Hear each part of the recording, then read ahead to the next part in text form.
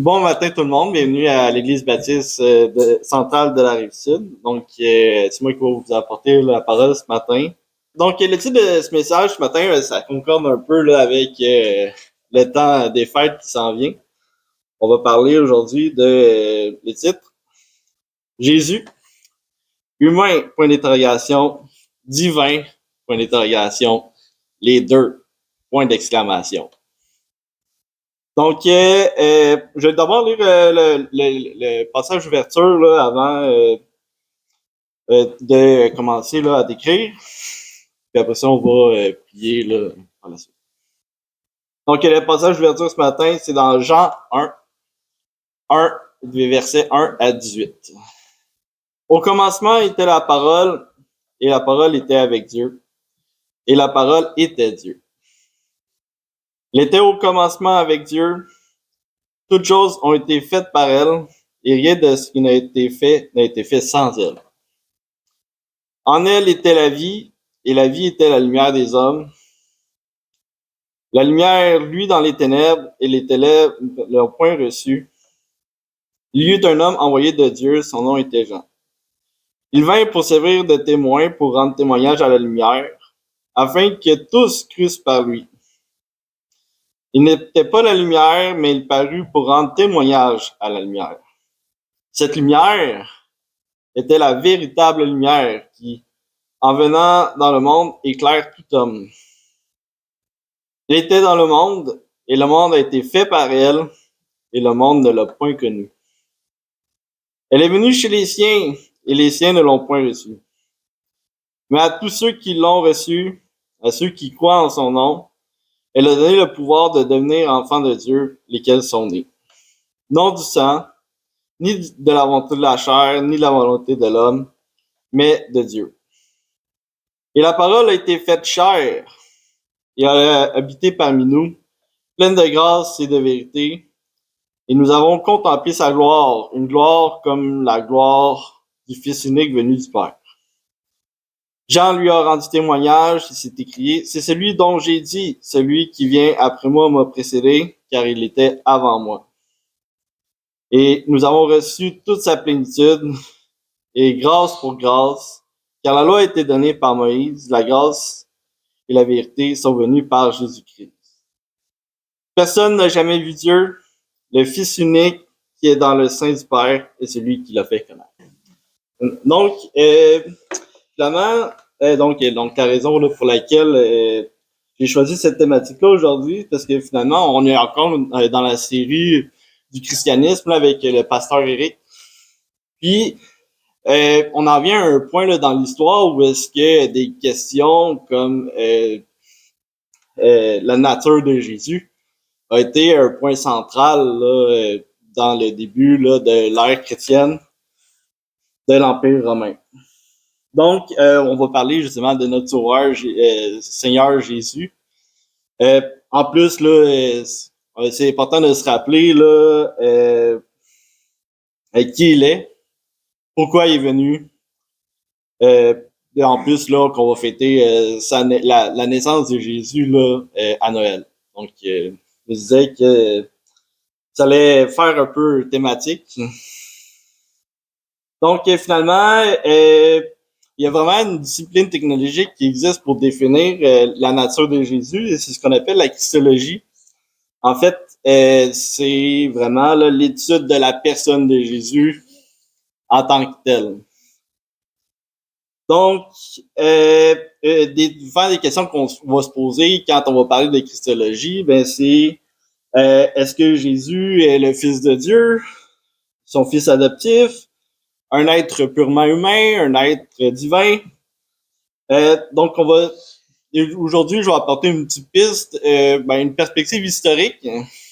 Donc, un peu là avec dans la continuité là des messages qu'on a ici à l'Église. Puis après ça, je vais vous donner une perspective biblique là. On en a déjà une là qui est présentée dans le message d'ouverture. Donc, pour la perspective historique, on a vu précédemment avec le pasteur Éric que on s'approche du 4e siècle après Jésus-Christ.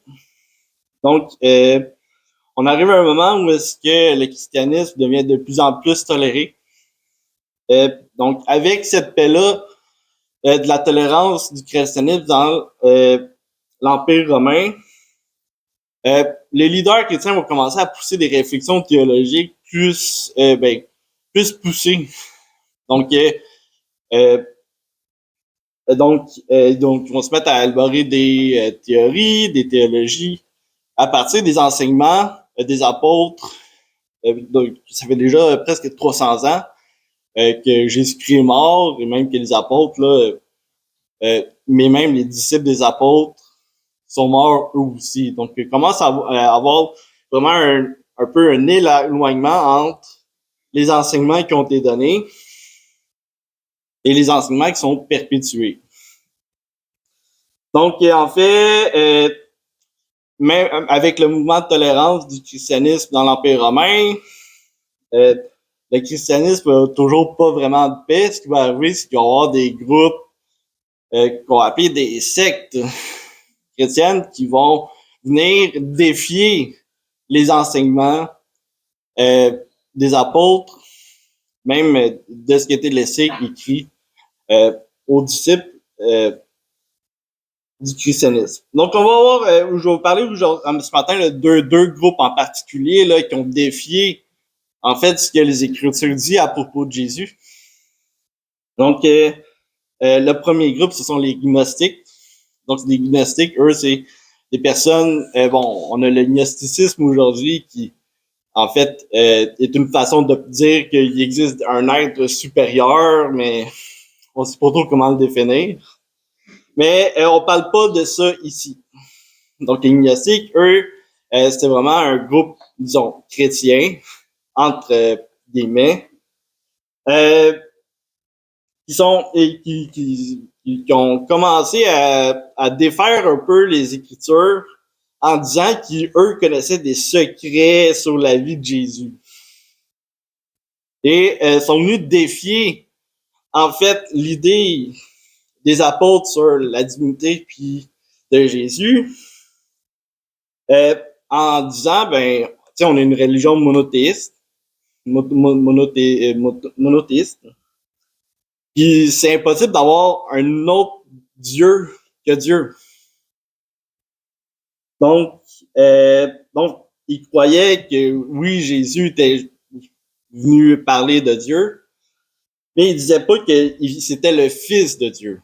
Donc, il disait que finalement, Jésus était un simple prophète venu parler de Dieu.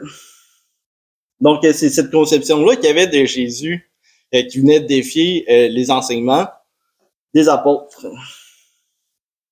Donc, ils voyaient vraiment la façon, donc la Trinité, donc Dieu, Jésus, le Saint-Esprit, vraiment comme si ceux qui adhéraient au christianisme des apôtres, comme des polythéistes, des gens qui croyaient à plusieurs dieux.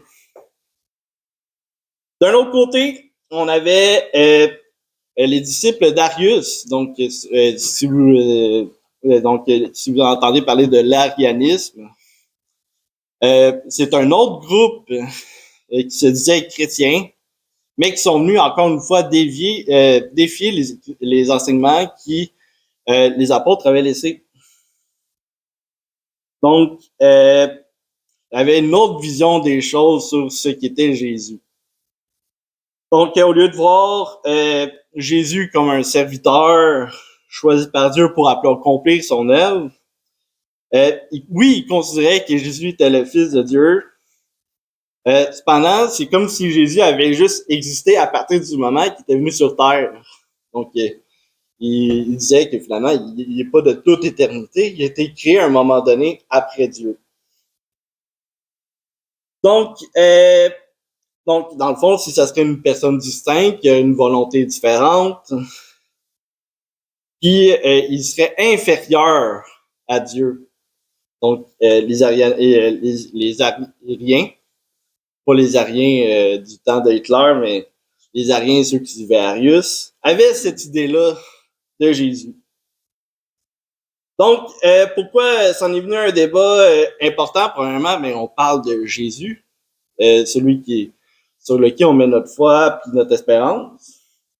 Mais il est venu un temps, justement, où est-ce que même,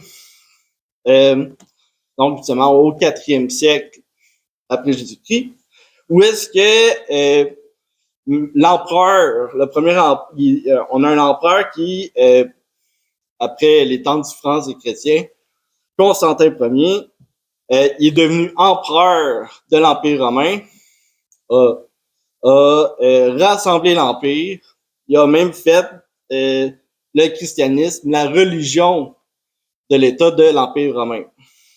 Donc, après avoir établi ça, il a demandé, il est arrivé à un moment donné où il a demandé aux leaders chrétiens, mais qu'est-ce que vous croyez? Et on est en venu en l'an 325 avec ce qu'on appelle le Concile de Nicée, qui est venu justement venir définir toutes les croyances que les chrétiens avaient. Et on a eu l'écriture d'un premier document officiel de la confession de foi chrétienne. Donc, finalement, ce concile-là a eu deux conclusions. En fait, il aussi avait eu une sorte de débat entre ceux qui suivaient les enseignements des apôtres et ceux qui suivaient Arius. Donc, à ce concile-là, ce qui est arrivé, il y a eu deux conclusions. Le secte d'Arius était considéré comme hérétique. Donc, il a vraiment été considéré rejeté par les chrétiens. Puis, deuxième fois, on a eu la première confession de foi officielle et justement qui définit bien que Jésus est humain et divin. Je vais vous donner un extrait, un premier extrait qui montre là, ce que je veux dire ici. Donc, la première confession de foi officielle se lit ainsi. Ça pourrait être un nous, mais je vais dire au jet. Je crois en un seul Dieu, le Père Tout-Puissant, créateur du ciel et de la terre, de l'univers visible et invisible. Je crois en un seul Seigneur, Jésus-Christ, le Fils unique de Dieu, né du Père avant tous les siècles. Il est Dieu, né de Dieu, lumière, né de la lumière, vrai Dieu, né du vrai Dieu, engendré, non pas créé, consubstantiel au Père, donc qui fait partie de la même substance que Dieu. Et par lui, tout a été fait. Pour nous, les hommes, et pour notre salut, il descendit du ciel. Par l'Esprit Saint, il a pris chair de la Vierge Marie et s'est fait homme. Donc, c'est ce qu'on définit au Concile de Nicée de 325. Donc, au final, les enseignements des apôtres ont été reconnus comme ce que les chrétiens croyaient. Donc, maintenant, sur cette perspective historique, je vais passer sur la perspective un peu biblique. Donc, justement, on va venir un peu là supporter ce qui a été dit à ce concile-là en regardant ce qui est marqué dans la Bible. Donc, un peu là comme la confession qu'on vient de lire, la Bible montre clairement, sans équivoque, que Jésus a une nature humaine et divine et que Jésus est Dieu. Donc, on va parler de sa nature divine. Donc, premièrement, les évidences de la nature divine de Dieu étaient indiquées dans notre passage d'ouverture. Les 4 premiers versets montrent que Jésus existait avant sa venue sur terre. Donc, je vais juste relire les versets. Donc, au commencement était la parole, et la parole était avec Dieu, et la parole était Dieu. Elle était au commencement avec Dieu. Toutes choses ont été faites par elle, et rien de ce qui a été fait n'a été fait sans elle. Elle était la vie, et la vie était la lumière des hommes. La lumière, lui, dans les ténèbres, et les ténèbres n'ont point reçu. Donc, en fait, ce texte-là indique clairement que la parole de Dieu, par qui le monde est écrit, fait aussi partie de l'identité de Dieu. Donc, la parole de Dieu, c'est Dieu. C'est comme si on ne me voyait pas, mais on m'entendait parler, mais vous êtes capable de me dire que c'est James qui arrive. Donc, un peu, là, donc, la parole de Dieu, ben, fait partie de Dieu. On continue. Donc, je vais skipper une couple de versets. Donc, verset 9. Cette lumière était la lumière véritable qui, en venant dans le monde, éclaire tout homme. Elle était dans le monde était fait par elle, et le monde ne l'a point connue. Elle est venue chez les siens, et les siens ne l'ont point reçue. Verset 14. Et la parole a été faite chair. Elle a habité parmi nous, pleine de grâce et de vérité, et nous avons contemplé sa gloire, une gloire comme la gloire du Fils de Dieu unique venu du Père. Donc, ces versets montrent clairement, en fait, qui montrent clairement que la lumière est la parole de Dieu qui est venue dans le monde, qui en fait qui est de nature divine. Donc, cette lumière-là vient de Dieu, c'est Dieu. Et fait partie de Dieu et descendu sur terre sous forme d'homme qui est Jésus. Donc, Jésus mentionne lui-même là, à plusieurs reprises pendant son parcours sur terre qu'il est lui-même Dieu. Donc, vous pouvez juste noter les versets, là. Donc, dans Jean 14, 6, il déclare lui-même et que Jésus déclare être lui-même le chemin, la vérité et la vie. Jean 6, 51, je suis le pain vivant descendu du ciel.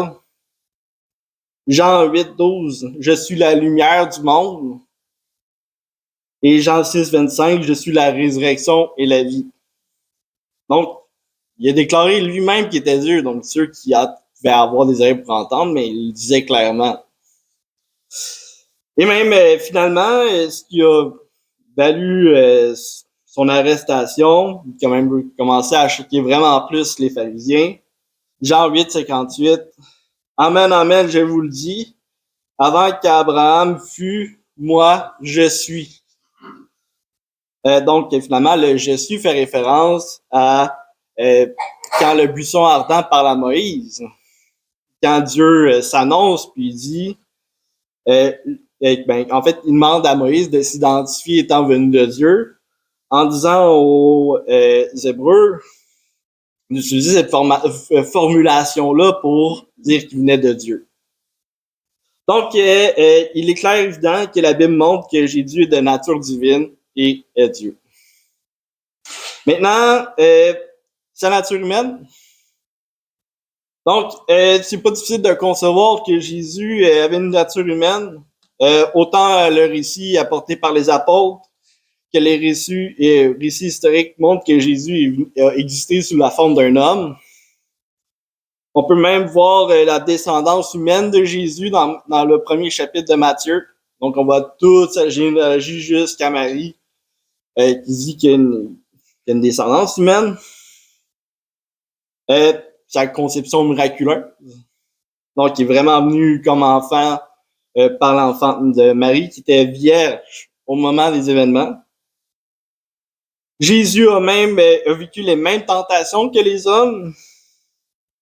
Donc, quand il va dans le désert, qui est tenté par Satan, il a même souffert autant et même plus qu'un homme aurait pu vivre lors de son arrestation et de sa crucifixion. Donc, il y a les chapitres 22 et 23 de Luc, là, qui sont aussi racontés là, dans les autres récits de l'Évangile que font les apôtres. Alors, c'est difficile de nier que Jésus, Dieu le Fils, est venu sur terre dans la chair, venir accomplir son œuvre pour quiconque croit en lui ait la vie éternelle. Même, on se rappelle que dans le verset 14 de notre passage d'ouverture, il est mentionné, c'est un peu une répétition de tantôt, et la parole a été faite chair, donc elle est devenue humaine. Elle a habité parmi nous, pleine de grâce et de vérité. Nous avons contemplé sa gloire, une gloire comme du Fils unique venu du Père. Même au verset 18, on indique que personne n'avait vu Dieu avant, mais là, on l'a vu sur terre. Donc, personne n'a jamais vu Dieu. Dieu, le Fils unique, qui est dans le sein du Père, et c'est celui qui l'a fait connaître. Donc, les personnes l'ont côtoyé en chair et ont vu Dieu sous forme physique. sous forme humaine. Donc, certaines implications. Donc, au niveau du débat théologique, les siècles qui vont suivre le concile de Nicée, les gens vont se questionner à savoir si c'est sa nature divine, si sa nature humaine forme qu'une seule nature, ou c'est deux natures complètement séparées. Mon opinion, honnêtement, c'est que, comme la Bible dit, Jésus est pleinement homme et pleinement Dieu. En fait, c'est même un débat là, que séparer l'Église éventuellement a brisé l'Église catholique romaine, ou est-ce qu'on a eu, on a vu finalement l'Église catholique romaine à l'est et l'Église orthodoxe à l'ouest. Donc c'est un des débats qui a suscité cette séparation-là entre les chrétiens. Donc finalement, pour terminer, une hérésie en particulier qui a découlé justement du fait que Jésus est Dieu et humain. C'est tout ce qui concerne le culte de l'Église catholique romaine dévouée à Marie. Donc en fait, comme nous avons vu aujourd'hui, Jésus est venu sur terre dans la chair. Comme Jésus est Dieu, on peut interchanger les noms, et que Marie a enfanté Jésus. En fait, le culte entourant Marie est nommé mère de Dieu à cause qu'elle a enfanté Jésus sur terre. Donc, même il y en a qui vont plus loin, qui vont dire que même Marie a été immaculée conception, c'est-à-dire née préservée du péché. Ça va loin. Donc, finalement, tout ça va être associé au fait qu'elle est adorée en qualité de sa mère de Dieu. Des prières telles que le Je vous salue Marie et toutes sortes de demandes qu'on pourrait faire directement à Dieu, maintenant sont adressées à Marie pour qu'elle intercède pour nous. Comme agissant après ça, qu'elle pourrait agir comme mère sur Dieu et accomplir nos désirs. Donc, c'est pas le cas. Tout ce culte-là, en fait, nous détourne de la vérité. Dans ce cas-là, c'est pas le créateur qui est vénéré, mais les créatures, la créature, l'humain. Même si Marie a joué un rôle important, si ça néglige pas son rôle, ça vaut pas la chandelle de se mettre à l'adorer au lieu d'adorer Dieu. Donc, son rôle d'histoire, comme celui des prophètes qui ont annoncé le lieu devrait nous pousser à tourner nos yeux vers le Créateur et non à adorer l'espèce humaine. Donc, en conclusion, Jésus est venu sur terre ayant pris la forme d'un homme. Jésus, Dieu, est venu sur terre ayant pris la forme d'un homme, est venu nous sauver de la perdition en ayant vécu les tentations, les mêmes souffrances que nous. Malgré tout cela, sa vie sans péché a fait en sorte qu'il a été l'agneau parfait pour être le sacrifice pour nous purifier de nos péchés passés et à venir. C'est seulement en croyant qu'il est notre Seigneur et Sauveur, en croyant qu'il est Dieu le Fils, avec la foi, que nous pouvons accepter son sacrifice qu'il a fait pour tous les hommes. Bonjour, ici Éric, ancien et enseignant du ministère de l'EBCRS. J'aimerais d'abord vous remercier de vous intéresser à l'œuvre de notre ministère ainsi qu'à la chaîne sur laquelle on distribue notre matériel. Si, suite à une de nos prédications, vous réalisez que vous n'avez jamais fait du Seigneur Jésus le Seigneur de votre vie, le Sauveur de votre âme, mais que vous réalisez aussi que vous avez vraiment besoin de vous tourner vers lui afin de sécuriser votre éternité, je crois que ce segment de vidéo s'adresse à vous, puisque la Bible nous déclare cette vérité. Dans 1 Timothée au chapitre 2, à partir du verset 3, ça nous dit que Dieu est notre Sauveur et que dans cette optique, Dieu souhaite que tous les hommes soient sauvés et que tous les hommes parviennent à la connaissance de la vérité. Et ça nous dit aussi, car il n'y a qu'un seul Dieu et un seul médiateur entre Dieu et les hommes, et c'est Jésus-Christ qui s'est lui-même fait homme. Et ça nous dit que Jésus-Christ s'est fait homme afin de lui-même se donner en rançon pour le rachat de tous. Jésus a dit en conversant avec ses disciples qu'il est le chemin, la vérité et la vie, et que nul ne vient au Père, c'est-à-dire à Dieu, qu'à travers la foi en Jésus lui-même. C'est la seule façon. C'est ce que Jésus exprime aussi en partageant l'Évangile avec un homme d'un certain âge qui se disait lui-même très religieux. Dans l'Évangile selon Saint Jean, au chapitre 3 et verset 16, Jésus dit à cet homme « Car Dieu a tant aimé le monde, qu'il a donné son Fils unique, afin que quiconque croit en lui, donc met sa foi en lui, ne périsse point, mais qu'il ait la vie éternelle. » Donc la volonté de Dieu, notre Créateur, elle est claire. C'est que tous parviennent à la repentance en faisant le choix volontaire de croire par la foi le récit de l'Évangile de son Fils Jésus-Christ. Les informations qui nous sont transmises dans la Bible nous font comprendre que par nature, malheureusement, nous avons tous enfreint les règles de sainteté déjà établies par Dieu.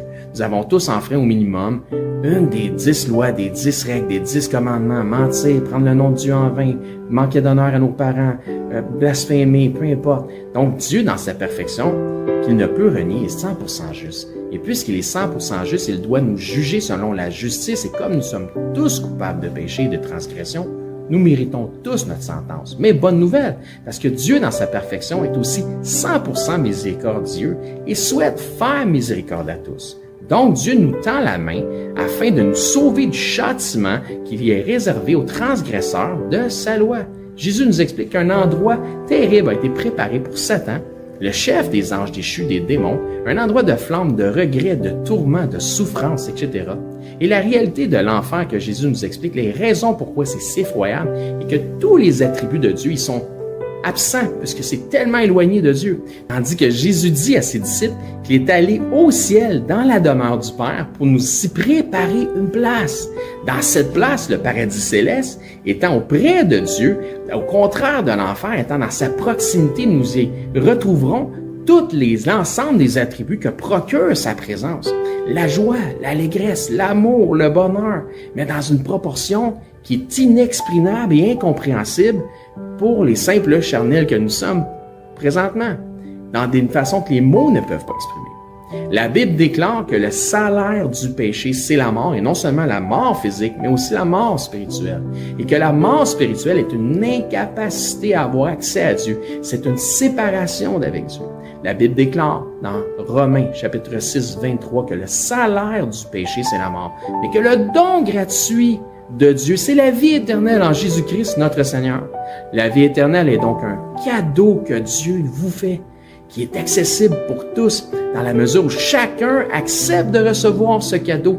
Donc, tel un cadeau qui nous est offert, la réalité représente que nous n'avons pas d'effort ou d'œuvre à faire utile pour recevoir ce cadeau. Sinon, ça ne serait pas un cadeau, mais ce serait un dû.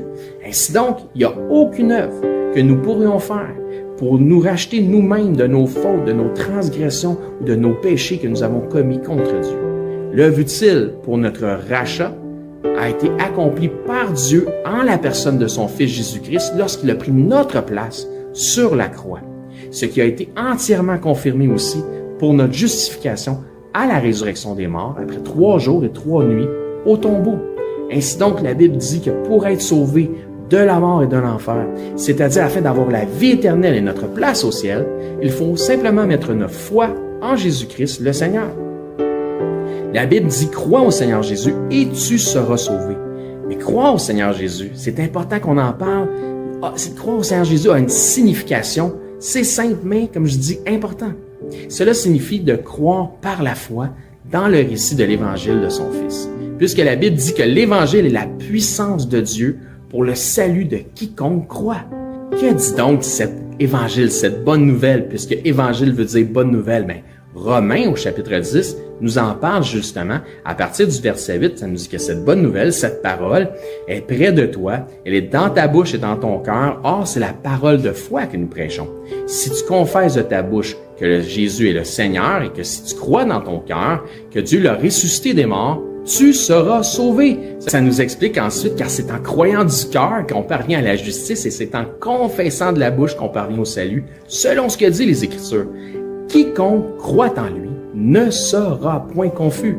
Il n'y a aucune différence pour quelque nation que ce soit juif ou grec, puisque tous ont un même Seigneur qui est riche pour tous ceux qui l'invoquent. Car quiconque invoquera le nom du Seigneur sera sauvé. Il ne s'agit donc pas de réciter une prière selon une formule toute faite qui fait la différence, mais bel et bien de mettre sa foi dans le Seigneur Jésus-Christ. Si vous croyez que Jésus-Christ, Dieu le Fils, le ressuscité, est Seigneur et que vous acceptez d'en faire le Seigneur de votre vie, ainsi il devient instantanément aussi le sauveur de votre âme. Si tel est votre cas, gloire à Dieu, vous faites maintenant partie de son troupeau. En tant que nouveau disciple, ce qui est important maintenant, c'est de vous trouver premièrement un enseignant qui enseigne la vérité de la parole de Dieu. Et joignez l'assemblée où cet enseignant œuvre afin d'avoir part à l'amour des frères et de la famille en Christ.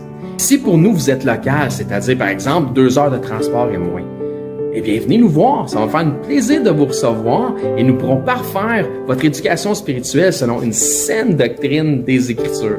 Donc c'est là-dessus que je vous dis, soyez bénis et je l'espère, à bientôt.